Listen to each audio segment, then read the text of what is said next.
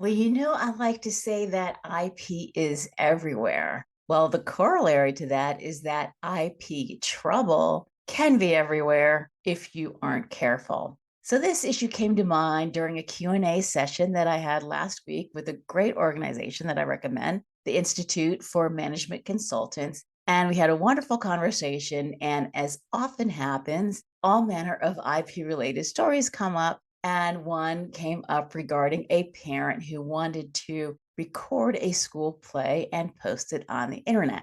Now, generally, I try to avoid commenting about IP issues that aren't in my niche. There are many, and I don't like to dabble. And so I like to stay in my lane of helping experts turn their expertise into intellectual property assets. But I thought in this case, I could reach back into my old life as a film lawyer and give it a go. So, those of you who may not know, I used to be at Warner Brothers and what is now Lionsgate, and I used to do clearances for the content that went into films. And I also thought I would throw my marketing consultant a bone because she's been encouraging me to cover more pop culture topics. And I am not a pop culture girl, but I figured, this is the closest I can get, especially since I do have a recent example to fall back on. Since this weekend, I went to see the high school play of one of my son's friends who was in Greece. And so let's use Greece as an example to talk through the IP issues that come up when we are recording high school plays and putting them on the internet. So here is the trouble you can get in the context of IP is everywhere, including all over high school plays. So there are the copyright issues involved with the script. As you know, plays are eligible for copyright protection, and almost all plays are still going to be eligible. Well, I should say Shakespeare, not eligible for copyright protection anymore. That is now in the public domain. But any plays that are contemporary, that have been written in the last, let's just use 95 years as a easy thing to remember, assume that it is still protected by copyright and that you need permissions. So the playwright or whoever the playwright may have sold or bequeathed their rights to would still own those exclusive rights they have under copyright to perform it, to record it, to distribute it. And so you would not have permission to record it and distribute it without having a license from the copyright owner of the script.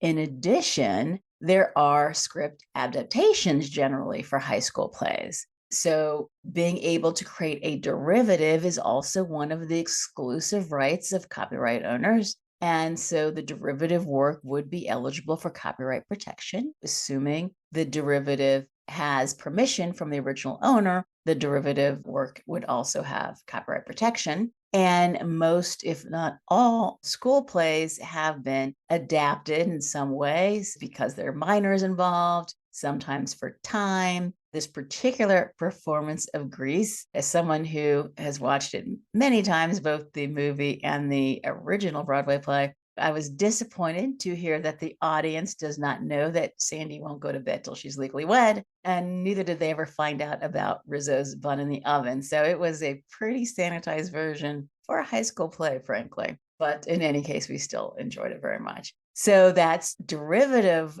screen adaptation also has copyright protection. And so while the schools may have some sort of license to put it online, that certainly would not translate to you. Although I think that even the schools probably don't have the right to put those online. But I don't get into that. So that's just my assumption there. So, what are some of the music clearance issues? So, I don't come across music clearance issues very much at all in working with experts with corporate clients, but they can come up. Music clearance issues are a little more complicated than the script because you have the song itself. So, the song is the lyrics. Then you have a recording. If someone has recorded it, the master, and then the ability to exploit that in connection with a movie or a play. So that's synchronization rights. So there's several levels of rights involved with music, which is honestly why I don't touch them. Even in film, there are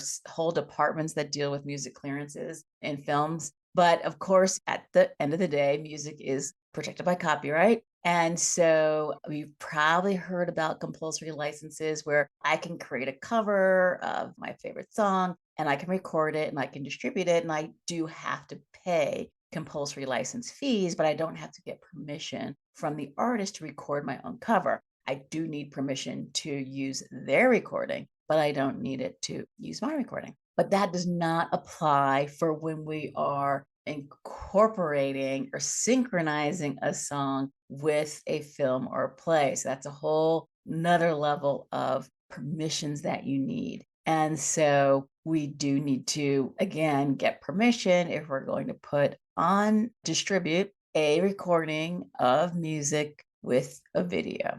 All right. So, what about the personal appearances? So, we need to obtain the consent to distribute somebody else's image. So, we have, as each of us has a right of publicity, and so that we have the right to control the uses of our name, our image, and our likeness, our voice. And so, we need to have permission to record someone and put them on YouTube. So, do you have permission to record those performers? Not just the performers, but anyone who's in the audience who may get caught in there as well. So, the people in the audience have privacy rights. Maybe nobody knows that they went out to go see Grease that night and they don't want their attendance recorded. So, we need to make sure we have permission from every person who appears in that recording as well. Distribution rights, if you're going to put it on YouTube, YouTube's terms of use will say, like, you promise not to upload anything that you don't have the rights to. And so if you do upload something that you don't have the rights to, not only do you have copyright infringement issues, both with the playwright and the music involved, and you have right of publicity and privacy right issues, but you also have contract breach issues with the platform if your uploading of that recording is not in compliance with the terms of use of the platform. And then artwork. The sets typically are created by the crew. In the case of this high school play, they brought up some parents who helped create those sets. And so where do the sets come from? Is it original? Or did they copy it from something they found online because they weren't worried about copyright infringement or go up on their stage for 4 days? Or is it something that they got from the original play? I don't know. But I can tell you that it's not in the public domain and that you don't have the right to make copies and distribute those set designs. And that doesn't even get into just specifically to the school play, all the school policy and statutes that involve protection of children. So that would be another issue. So, I didn't create this to scare you and make you too terrified to record little Johnny's debut performance and put it on Facebook. We've all done it, but really just to illustrate the point that IP is everywhere and that we really do need to be mindful of where we are getting content and how we are using it and to make sure that we have permissions for it. So to bring it back to our use in our business, maybe we saw something on YouTube that we think would be interesting and want to share with our audiences. Maybe we consumed a module of a course and we think it would be great. We talk about using other people's content. And when it is recorded content, then we have all these, by that I mean video content, we have all these additional issues to think about. Making sure if it as at a TED Talk, for instance, making sure we have the consent, whoever owns that recording, making sure we have consent of all the people who appear in that recording. If there's some music introducing the speaker, or that's part of the intro or the outro, having rights to use that music for uploading it to some sort of platform that we aren't breaching those terms of use. So hopefully I didn't scare you to death, but I do want to make sure that you are aware that we do have to have permission to use content that we don't own. We have to get permissions for that. So hope you enjoyed this. Let me know if you have any questions. You can always find me on LinkedIn or at Think Beyond IP. And don't forget, IP is fuel.